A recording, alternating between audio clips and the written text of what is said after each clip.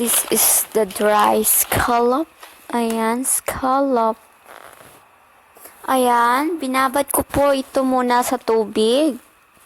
Tapos, ipa-fried ko po ng dyan. Gindirect ko na siya kasi mahirap kasi mag-video. Ayan na. Ayan, i-fried ko lang siya. Andyan na po yung scallop na dry scallop, and then ang radish. Ayan. Ayan siya. Fried mo lang siya hanggang maluto. Tapos nilagyan ko ng isang salt. Ayan siya. 1 teaspoon salt. Tapos, ayan, lugayin mo lang na lugayin hanggang mag-okay siya.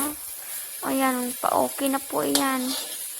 Ready to eat na. Simple lang po dito yung pagluluto dito sa Hong Kong. Yung mga vegetables, fried lang. Yun lang. Ayan, okay na po siya. Lalagay ko na siya sa plato.